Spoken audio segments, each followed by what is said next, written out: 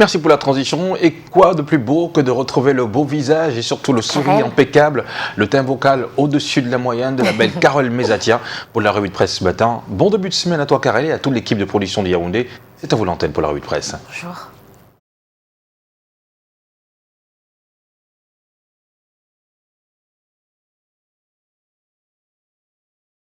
Patricia, messieurs, bonjour. Nous rejoignons en direct des studios de la cité capitale. Lecture transversale des journaux à terre. Et on démarre avec le quotidien. Mon tribune, messieurs, au sein du Parlement. On est pour parler de Polia, président national du parti Flambeau, par ailleurs, chef bilingue. 23 000 sont par les des élections du 9 et 2000 ont été passées et réhabilitées à la suite de la décision du président 23 le 24 juin dans les décryptages de l'information à retrouver la suite intéresse toujours l'honneur à Premier ministre, on le sait, il a donc la dernière demeure dans le chef d'État représenté pour la crise aussi chef du gouvernement donc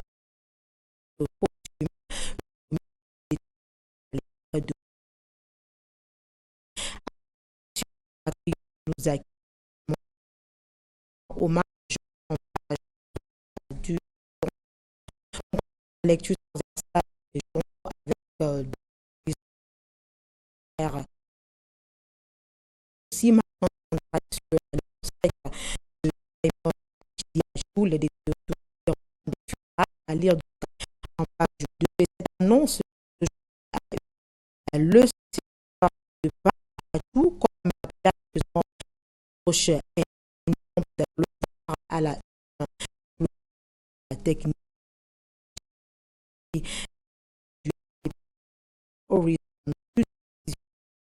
le journal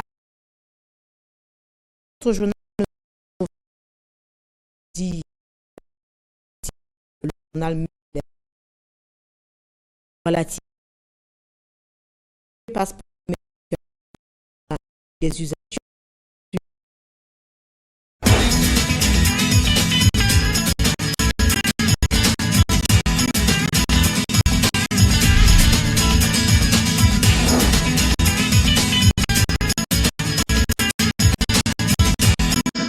Voilà, toutes nos excuses pour la qualité du signal de ce matin. Nous reviendrons dans quelques instants avec la connexion depuis Yaoundé. Mais pour le moment, nous sommes à Douala, Patricia. Oui, nous sommes à Douala parce qu'on a prévu de partager avec vous aujourd'hui la revue de presse. Ça va se faire. Donc, comme le disait Thierry, on va donc commencer par Douala avec Mike Atipkio qui nous a déjà rejoint sur ce plateau avant qu'on ne retourne l'antenne à Yaoundé. Bonjour Michael. Bonjour Patricia, bonjour Thierry, bonjour, bienvenue monsieur. Bienvenue. Bonjour Fidji. Bienvenue à vous aussi, vous sortez d'un week-end assez long tout de même. Et à l'instant, nous allons démarrer cette revue de presse avec la nouvelle expression. Eh bien, on va commencer par la nouvelle expression, vous l'avez dit, la nouvelle expression qui nous parle, qui nous donne les nouvelles du ministère des Enseignements secondaires à sa une ce matin avec ce qu'il appelle un gangstérisme salarial observé au sein de ce département ministériel. Eh bien, il se trouve que 600 enseignants camerounais vivant en Europe émargent au budget de l'État chaque mois. Le ministre des Enseignements secondaires, Pauline Alovalionga, leur a donné 7 jours pour clarifier leur situation. Selon un communiqué rendu public par ce ministère, ces personnes seraient hors du territoire national et continueraient à émarger au budget de l'État et leur donne 7 jours francs pour apporter des explications acceptables à leur situation. À défaut, ils seront frappés des sanctions prévues par la réglementation en vigueur au Cameroun. Nombreux sont les enseignants camerounais qui, une fois en possession de leur matricule en complicité avec des proviseurs, constatent la nouvelle expression, prennent certaines fonctions puis s'envolent pour l'Europe pour s'occuper à autre chose. Et chaque fin de mois, ces derniers partagent leur salaire avec les proviseurs qui les couvrent alors qu'ils n'enseignent jamais, mais touchent un salaire au sein du gouvernement chaque mois, constate le journal La Nouvelle Expression qui nous propose quelques extraits de ce communiqué de la ministre des Enseignements secondaires, Pauline Nalova-Lyonga, dans ses colonnes aujourd'hui. Le journal qui nous parle aussi de ces obsèques de Simon Achidi Achou qui a été inhumé à Santa, dans la région du nord-ouest du Cameroun. Le sénateur, par ailleurs ancien Premier ministre, a été conduit à sa dernière demeure ce samedi. Les obsèques se sont déroulées en cérémonie officielle présidée par le Premier ministre chef du gouvernement, Joseph Diongouté, représentant personnel du chef de l'État. Une cérémonie qui a vu des personnes en deuil rendre un vibrant hommage au sénateur Simon Achidi Achou, le Premier ministre chef du gouvernement et bien d'autres personnalités de la République qui ont présenté Achidi Achou comme un homme qui a démystifié la politique avec sa simplicité. Quelques extraits de témoignages à retrouver dans la Nouvelle Expression de ce lundi. Le Messager est également en kiosque ce jour. Le Messager qui a sa une principale aujourd'hui nous parle de cette manifestation à Paris de certains Camerounais de la diaspora. Le journal voit en cette manifestation une sorte de ras-le-bol de ces diasporins, partisans et sympathisants du MRC index la malgouvernance au Cameroun. Samedi, ils se sont rassemblés place de la République à Paris pour dénoncer notamment la mauvaise gestion des fonds alloués à la lutte contre le Covid-19 au Cameroun et la mauvaise gestion des fonds alloués à l'organisation de la Coupe d'Afrique des Nations 2021. Cette manifestation d'une certaine diaspora a été initiée par des militants camerounais de l'organisation dénommée BAS pour dénoncer donc les exactions du régime de Yaoundé, la malgouvernance selon des propos enregistrés lors de cette manifestation à Paris. Écrit donc le Messager de ce jour qui nous parle aussi de ce dilemme autour de l'entraîneur des Lions indomptables du Cameroun, le flou qui persiste sur la prolongation du contrat d'Antonio Conceição à 3 mois de la fin du dit contrat. Aucune prolongation n'a encore été proposée au sélectionneur de l'équipe nationale masculine senior de football du Cameroun alors que son bail s'achève le 4 octobre prochain. Quelle sera donc la suite? Difficile de dire pour l'instant. C'est un flou total qui persiste autour justement du contrat de l'entraîneur des Lions indomptables du Cameroun. Le Messager nous amène également dans la région de l'Est du Cameroun, au cœur de l'exploitation minière dans cette région. Les deux visages de cette exploitation minière proposés par le journal en kiosque aujourd'hui, désœuvrés, dépossédés de leurs terres et sevrés les infrastructures sociales de base.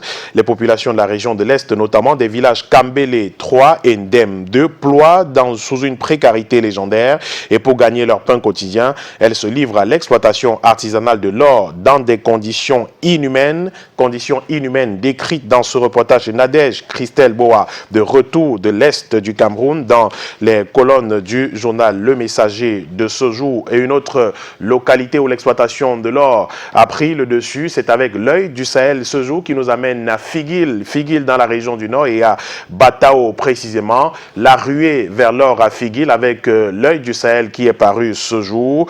Batao, donc une autre localité où l'exploitation minière, notamment la recherche de l'or bat son plein. Camerounais et Tchadiens sont en quête du précieux métal dans cette localité de la région du Nord Cameroun. L'exploitation clandestine de l'or dans cette zone a débuté il y a environ 7 à 8 ans. Depuis ce temps, elle draine un nombre important d'aventuriers à la recherche du précieux métal. De nombreuses personnes décèdent également dans ces trous creusés à la recherche de l'or au fil des années, mais rien n'est fait pour stopper cette ruée vers la quête de l'or qui fait de nombreuses victimes chaque année. C'est des populations qui s'expliquent en disant chercher simplement leur pain quotidien. Les détails de ce reportage également retrouvés dans l'œil du Sahel de ce jour et le tri hebdomadaire régional d'information du Nord Cameroun qui nous parle aussi de la demande nigériane qui fait exploser le prix du maïs maïs dans le septentrion. Le sac de 100 kg est passé de 16 500 à 20 000 francs CFA. Tout a radicalement changé en moins de 15 jours seulement. Il y a encore 2 semaines, les consommateurs de maïs de Garoua achetaient le sac de 100 kg de cette céréale à 16 000 francs CFA. Les prix ont littéralement grimpé. La raison de ce brusque changement s'explique en effet que depuis 2 semaines, il y a de fortes demandes sur le marché, de la demande venue du Nigeria voisin. Les prix ont donc grimpé à Garoua, dans la capitale régionale du Nord Cameroun. Intégration est également paru aujourd'hui. L'hebdomadaire La Tribune des communautés nous parle de la production des nouveaux passeports au Cameroun à sa une aujourd'hui, avec ce que le journal appelle un deal de 131 milliards de francs CFA, un deal de 131 milliards de francs CFA pour la conception des passeports au Cameroun. Le journal Intégration donne donc aujourd'hui en exclusivité les détails de l'accord entre le consortium INCM, Ogentic et la délégation générale de la Sûreté nationale en exploitant un document interne de l'imprimerie nationale et de monnaie du Portugal. Le journal s'appuie donc sur ce document pour nous livrer les détails de ce contrat entre le Cameroun et ce consortium. 13 milliards de francs CFA pour la première phase. Tout savoir sur les détails justement de la conception de ces nouveaux passeports dans le journal Intégration, paru aujourd'hui, qui nous parle aussi de PREF-CEMAC avec un plein feu sur la mise en œuvre des projets intégrateurs. La mise en œuvre des projets intégrateurs de la CEMAC connaît pour la première fois une évolution satisfaisante. Les partenaires techniques et financiers ont tous confirmé les financements annoncés à Paris et d'ici à la fin 2022, 5 des 12 projets auront effectivement démarré sur le terrain. Parole à Michel Sidjena Wembu qui s'exprime sur la question dans les colonnes du journal Intégration en kiosque aujourd'hui. L'Indépendant également paru aujourd'hui nous ramène à l'Assemblée nationale pour tenter de comprendre les raisons de l'annulation de la présentation du rapport de la Chambre des comptes, les dessous d'une censure non expliquée jusqu'aujourd'hui. Comment le rapport de la Chambre des comptes a été censuré? Le 25 juin dernier, on se souvient, tous les regards étaient rivés sur l'Assemblée nationale où l'agenda parlementaire prévoyait la présentation du rapport de la Chambre des comptes sur la gestion des fonds Covid. Patatras, rien n'a été fait le jour dit et aucune explication donnée sur cette annulation. Le journal de Max Panjo est allé enquêter pour tenter de comprendre ce qui s'est exactement passé et nous livre des détails croustillants dans ses colonnes aujourd'hui et parle également de cette sortie du ministre de la Communication, porte-parole du gouvernement, annonce donc un sale temps pour les journaux dits WhatsApp. Le ministre de la Communication rappelle à l'ordre les journaux qui inondent les plateformes numériques et qui n'ont que du dépôt légal de leur publication. Les détails sur cette sortie de René Emmanuel Sadi dans l'hebdomadaire d'enquête, d'analyse et de sondage L'Indépendant, paru ce lundi. Sa presse est également en kiosque ce jour. Le journal Sa presse qui nous parle des logements sociaux de Bouan Bakoko à Douala, précisément une bouffée d'oxygène pour les populations en projetant de commettre environ 10 000 nouveaux, plus de 10 000 nouveaux logements dans ce site aux confins de la métropole économique du Cameroun. Le ministère du Développement de l'Habitat et du ministère de l'Habitat et du Développement humain frappe inéluctablement un grand coup dans l'optique de la réduction du déficit criard en matière de logement au Cameroun.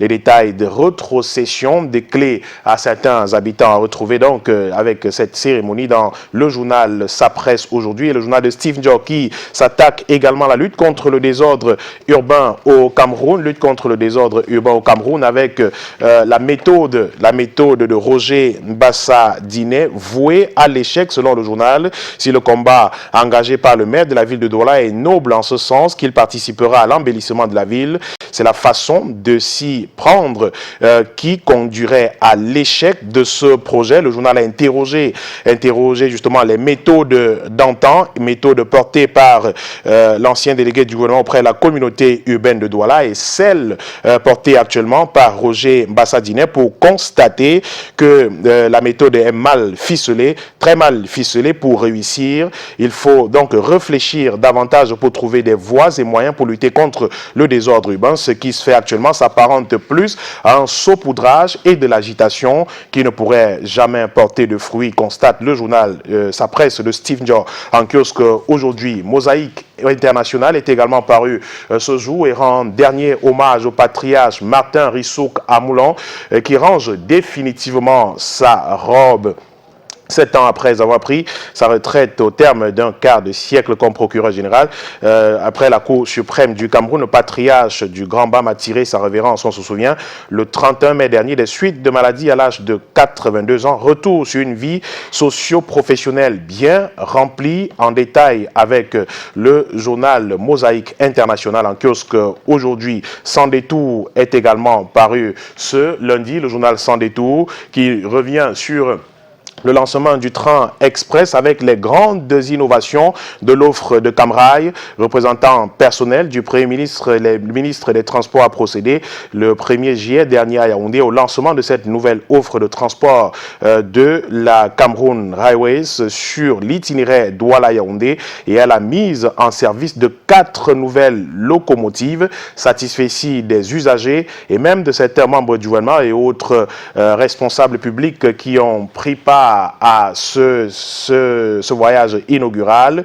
Les détails justement sur cette grande innovation de l'offre de Camrail dans les colonnes du journal de Nestor Djatou en kiosque ce jour qui revient sur le marché des eurobonds et le coup de poker de Lupaul Motazeux à Paris. Plus de 1400 milliards de francs CFA souscrits par les investisseurs internationaux le 30 juin dernier au terme de négociations serrées. La délégation conduite par le ministre des Finances a plus que convaincu la communauté des investisseurs privés qui sont allés au-delà de la demande de 450 milliards de francs CFA formulée par notre pays. Eh bien, ce qui fait dire, conclut au journal Sans détour, que les investisseurs font de plus en plus confiance au Cameroun. Les détails donc à retrouver dans les colonnes du journal Sans détour paru ce lundi. Entrepreneur, le journal des patrons est également en kiosque aujourd'hui et nous parle de la reconstruction des régions du nord-ouest et du sud-ouest du Cameroun et appelle l'élite anglophone à collaborer grandement pour la reconstruction de ces régions du nord-ouest et du sud-ouest du Cameroun après le grand dialogue national tenu il y a quelques années. Donc à Yaoundé, il était question, note le journal, que toutes les parties prenantes, élites anglophones et même francophones du Cameroun mettent tous la main à la pâte pour reconstruire les régions du nord-ouest et du sud-ouest du Cameroun meurtries par une guerre fratricide depuis près de 5 ans maintenant. Eh bien, cette reconstruction passe également par la réhabilitation de la route qui mène dans la région du nord-ouest, notamment cette route Babadjou-Bamenda qui est en construction en ce moment. L'élite doit contribuer grandement et appeler encore au retour de la paix à travers des campagnes sur le terrain en appelant les uns et les autres à déposer les armes pour un retour de la paix dans les régions du nord-ouest et du sud-ouest du Cameroun, écrit le journal Entrepreneur en kiosque ce jour. The Guardian Post est également paru aujourd'hui. Le quotidien d'expression anglaise, qui revient sur ces obsèques officielles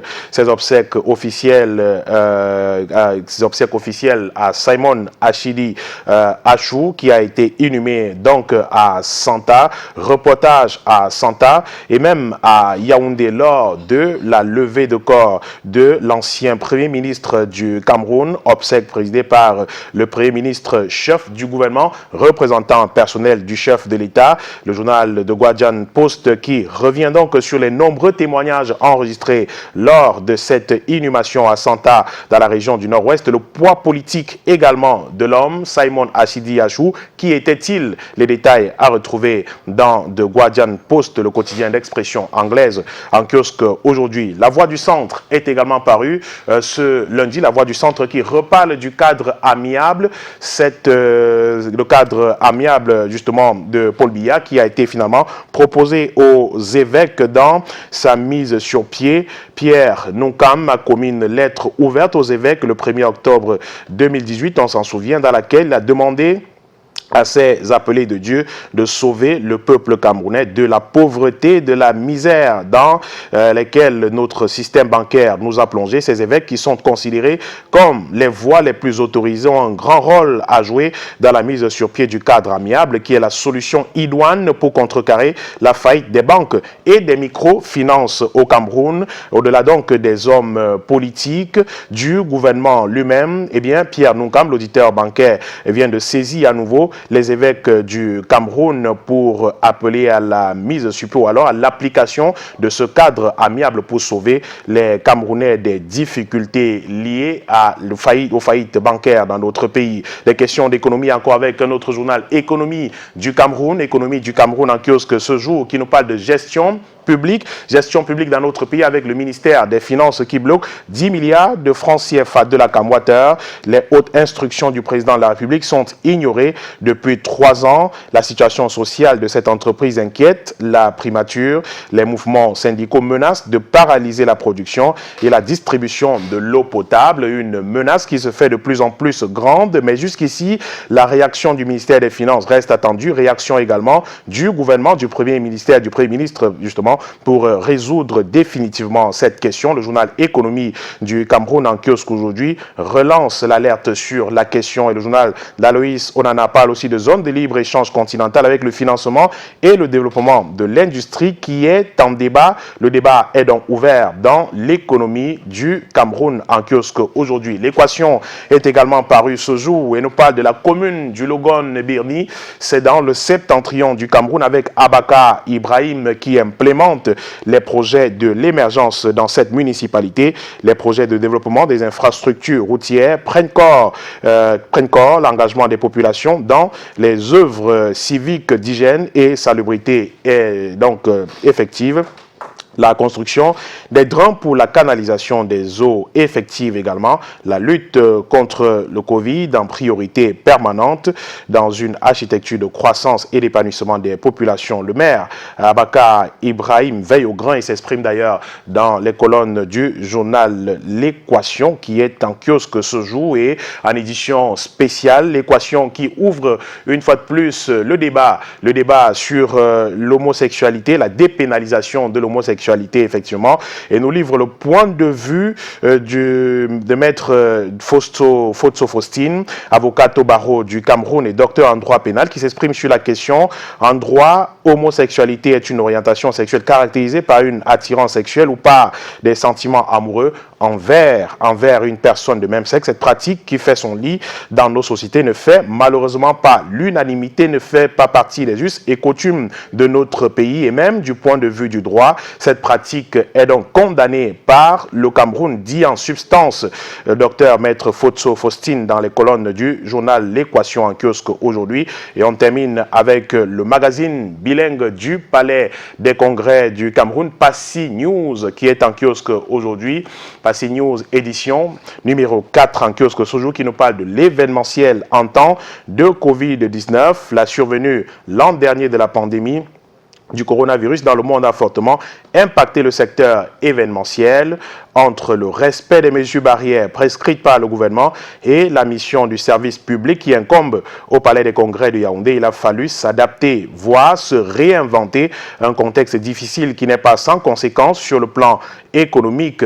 Le focus de la rédaction de Passy News aujourd'hui est donc consacré à ces stratégies qui ont été trouvées par le Palais des Congrès de Yaoundé pour s'adapter à la pandémie du coronavirus. Et d'ailleurs, Christophe Miemzok, le directeur de la publication du journal, par ailleurs, directeur général du Palais des Congrès de Yaoundé, dans son éditorial ce jour, revient donc sur ces techniques qui ont été trouvées par le Palais des Congrès de Yaoundé pour barrer la voie ou alors du moins minimiser les effets du coronavirus sur le Palais des Congrès de Yaoundé.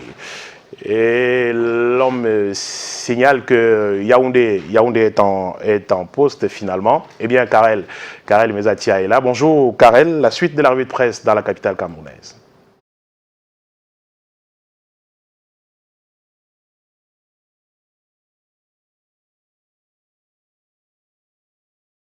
Bon visage et surtout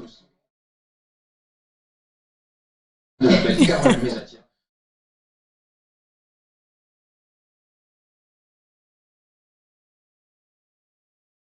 Thierry Carole, bonjour. Patricia, madame, messieurs, bonjour. Merci de nous rejoindre en direct des studios de la cité capitale. C'est avec beaucoup de plaisir que je vous retrouve pour la lecture transversale des journaux Acte 1. Et on démarre avec le quotidien gouvernemental. Cameroun Tribune fait immersion au sein du Rassemblement démocratique du peuple camerounais pour parler du cas d'indiscipline et du pardon de Paul Biya, président national du Parti du Flambeau, par ailleurs chef de l'État.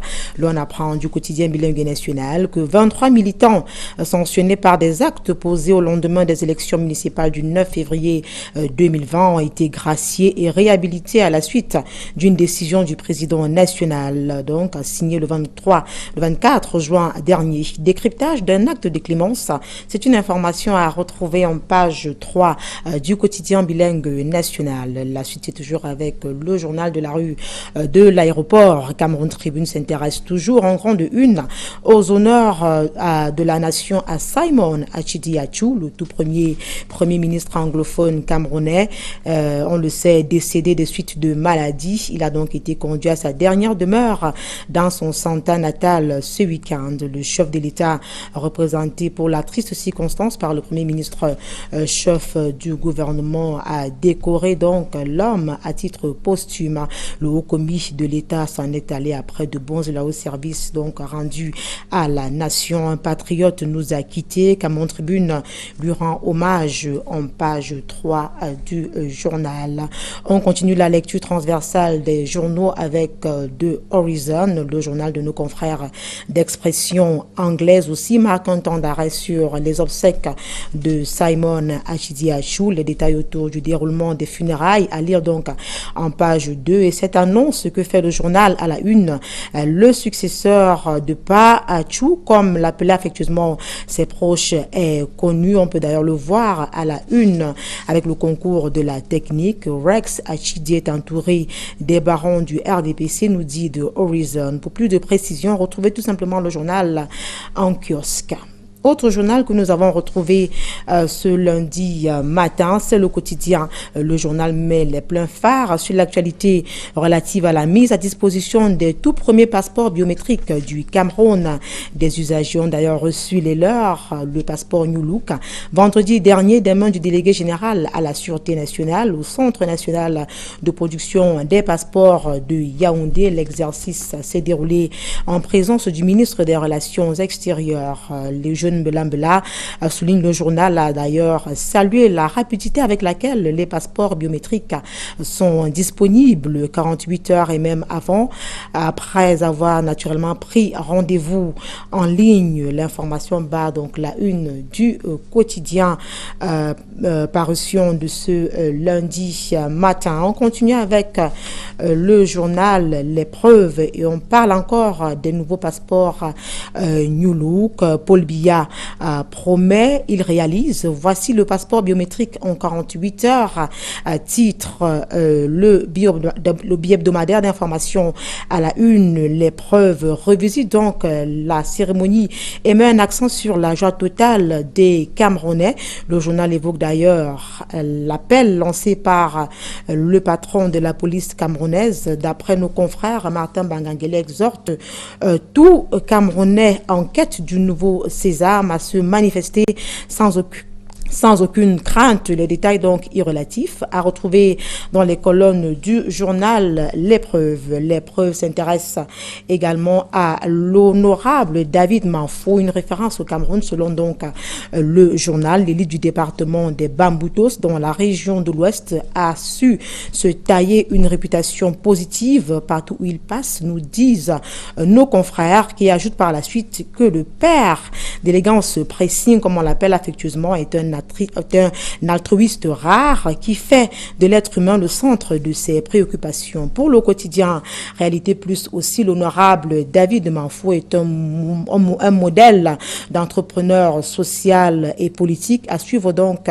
au Cameroun. Le journal dit non à la désinformation et exhorte les uns et les autres à arrêter de ternir son image. D'après donc le journal, député depuis 3 mandats, David Manfo est un un opérateur économique de race exceptionnelle, un humanitaire qui s'est imposé par sa générosité, son dynamisme. Réalité Plus avance comme argument le nombre d'entreprises qu'il a créées ainsi que le nombre d'emplois. Il emploie donc plus de 2000 personnes. On peut les voir dans ces différentes entreprises, nous dit Le Quotidien. Le journal estime en outre qu'une petite proposition à l'Assemblée nationale sur la COVID-19 ne doit en aucune manière gâcher l'image de marque de l'honorable Manfo. Tout ce qu'il faut savoir sur le sujet à retrouver en page 6 et 7 du journal. On continue la lecture transversale des journaux en direct de la cité capitale, cette fois-ci avec le journal Le Soir.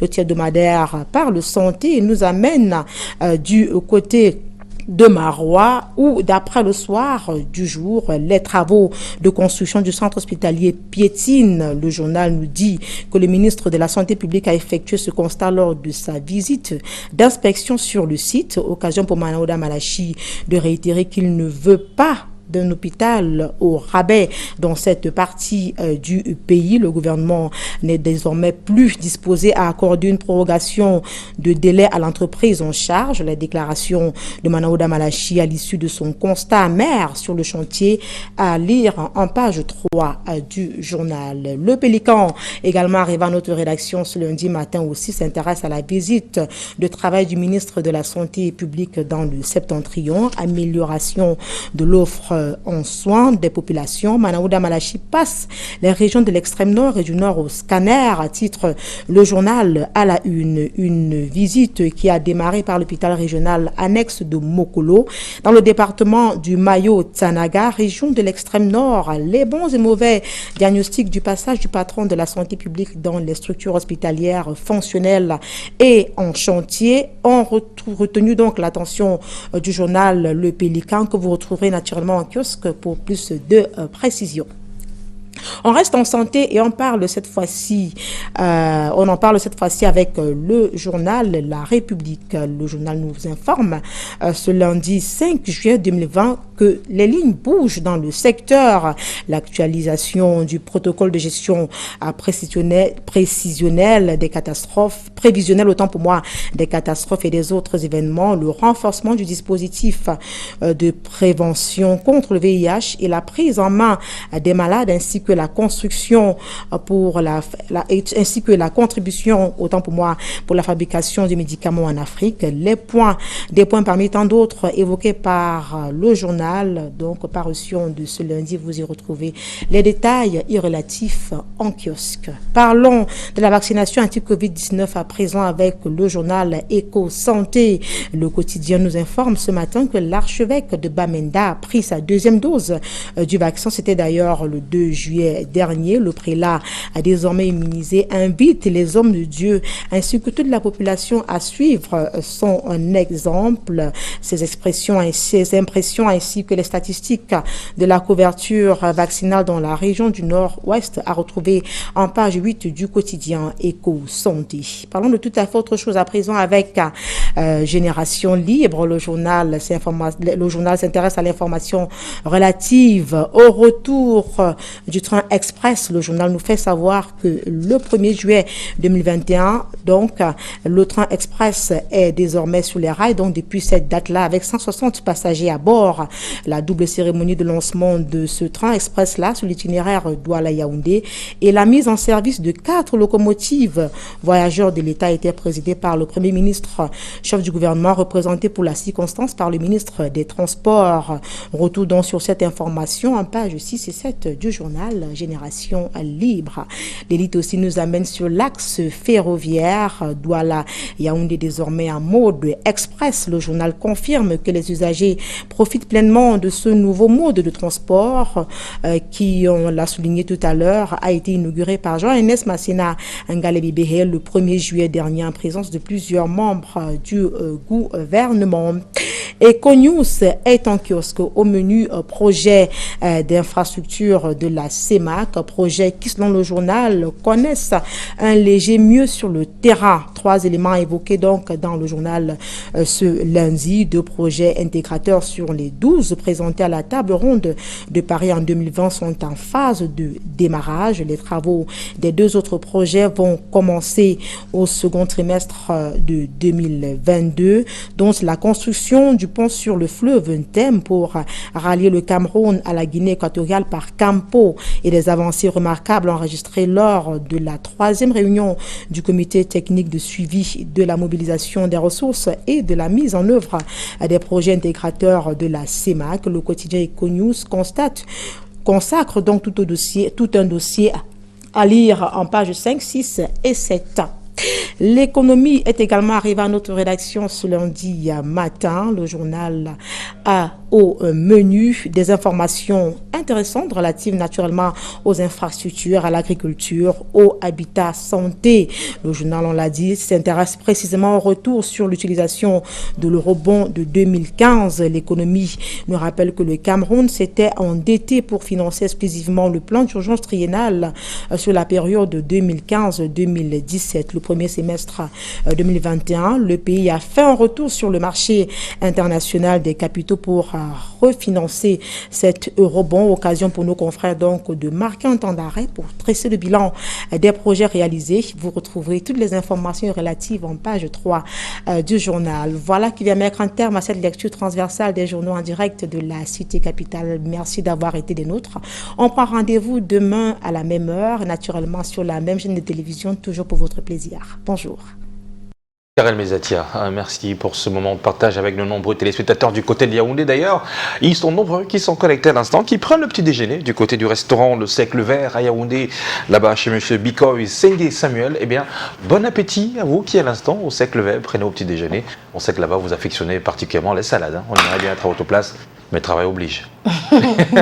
Disons qu'on a pris une petite tasse de café juste pour se booster avant de commencer. Et puis, notre petit déjeuner à nous, pour de vrai, ce sera après. Mais ce matin, j'ai plutôt 9 heures, c'est encore le petit déjeuner. Oui, c'est encore le petit déjeuner. Mais voilà. Ce matin, j'ai jeté mon dévolu sur la tisane. Hein, le fumant grasse. La citronnelle. Oui, le fumant grasse. Il faut appeler ça avec son nom d'origine. Le fumant grasse. Son nom d'origine. Bon, pas le nom scientifique. Au vilain, peut-être le fumant grasse. Oui. En langue française, on dit la tisane. Ouais. Tu as dit la citronnelle. La citronnelle. Voilà. Donc, mais c'est vrai que ça a des vertus amincisantes. Oui, le matin, je prends un petit peu de fumant grasse, associé à un petit peu de citron, de peau d'ananas. Ouais. C'est digeste.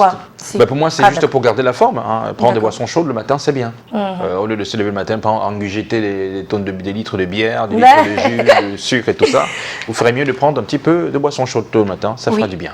Boisson chaude, toujours, c'est mieux. Même quand on a un chat dans la gorge, comme c'est mon cas. Oui. C'est bien pour... Tu as un chat dans la gorge? Je le ressens ça, là. Forcément, ça voulait attraper les souris. Chérie. C'est la page pub, à tout de suite. Dans ma gorge, des souris.